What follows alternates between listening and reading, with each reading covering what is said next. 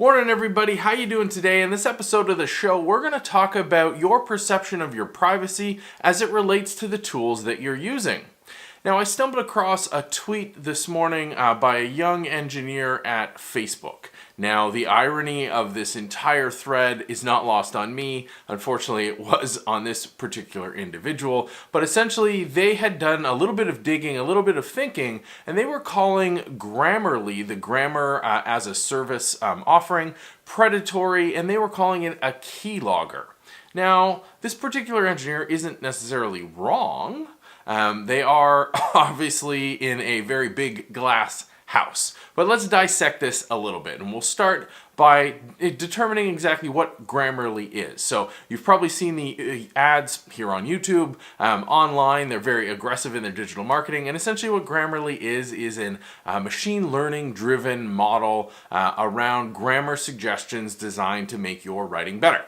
Now, there's an actual app, there's a website you go to, but more importantly, there's an extension you can get for Chrome that will help apply this in pretty much any text box. So whether you're writing in Gmail, whether you're writing into Facebook, it will analyze your text and offer suggestions. So it's a fantastic writing tool. Of course, there's a trade-off, and that's what this thread was about. This young engineer was calling out the fact that they're logging all of the keystrokes that you're typing.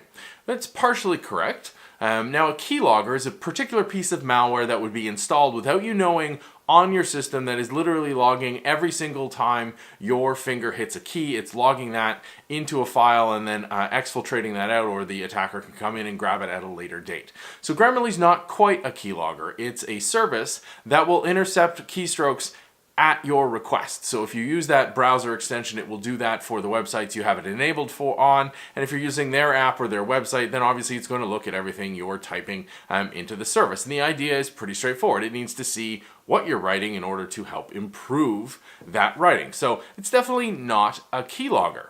Now, the second accusation here was that they are a predatory service. And as you continue through this Twitter thread, the reason why this person's calling them out as predatory is because the licensing underneath. Now, they're not a lawyer. Thankfully, I am not a lawyer, though I know some lawyers that are absolutely lovely people. The idea here is the same in pretty much any terms of service, and we've covered terms of service before. You can click on the card up top to see that. But terms of service essentially grant the service that you're typing, in this case Grammarly, license to reuse your content. If you didn't do that, they wouldn't be able to publish it out. Facebook does the same thing, Twitter does the same thing, LinkedIn, all of them have this clause in it that says by using the service and by uploading content or creating content on the service, you grant them a license to use it.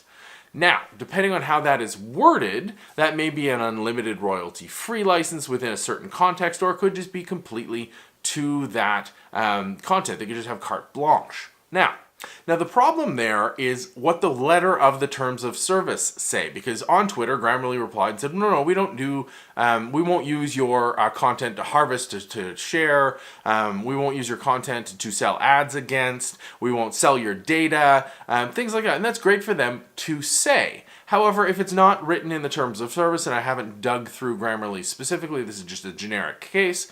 If it's not specifically written into the terms of service that you agree with and currently active, because we know those terms of services can change, then it doesn't matter what the company says, it matters what the terms state. Because I can say all the nice things I want if I have legal license to do something out. While I may not have the intention right now of taking that action, I have the legal right to do it if I change my mind. And when it comes to security, when it comes to privacy, you have to work on the legalities of it. You can't go with the intentions, because the intentions can be broken. If a company hit upon hard times and they had a massive amount of money offered for their data, they'd probably sell it because it's a smart business move and they have a fiduciary responsibility and they have the legal right to do it. So a lot of challenges there. But the biggest issue that I have with all of this, and it's popped up before, I wrote years ago an article when iOS 8 came out on iPhone and iPad, finally allowed you to do custom keyboards. And everyone was like, yes, we can do these custom keyboards, all these cool keyboards. Same problem here. By enabling that service, everything you type into that keyboard is going to be sent to the back end, sent to this cloud service in the back end. Now, that might not be a bad thing, but there's a stark difference between logging into an app and providing content and having an app monitoring all the content you're creating in other places on your device, because it's one of intention, right? If I load up YouTube and start to type something, or LinkedIn and start to type something, I have an intention of posting that content onto that platform. If I'm just surfing on my phone and I have a third-party keyboard enabled, and it's monitoring that text to provide suggestions, to show cool animated GIFs, something else that keyboard provides, that's not necessarily my intent. And I think that's the core argument around Grammarly here, especially if you've added that extension, is that you might not have the intent of that text going into the back end into a third-party machine learning service. But as a user, the first thing that should include you to that happening was that you can't use Grammarly offline. It's an online-only service because everything you type does go to the back end. Now, for me, that's just my bread and butter. I go in and I dissect these services, I see what's going on. But reading this thread, it really hit home how easy it is to misconstrue the privacy boundaries around these types of services. Now, for Grammarly, I'm not saying it's better or it's worse or it's bad or it's good or you shouldn't use it or you should.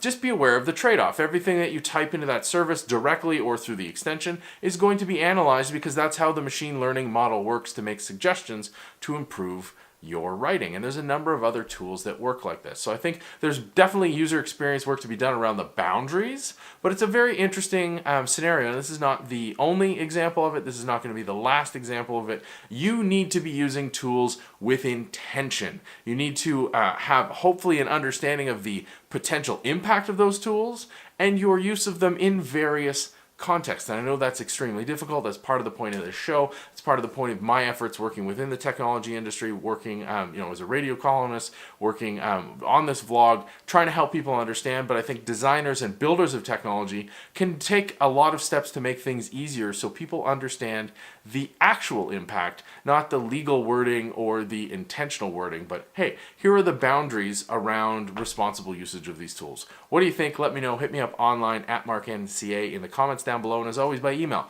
me at markn.ca. I hope you are set up for a fantastic day, and I'll see you on the next show.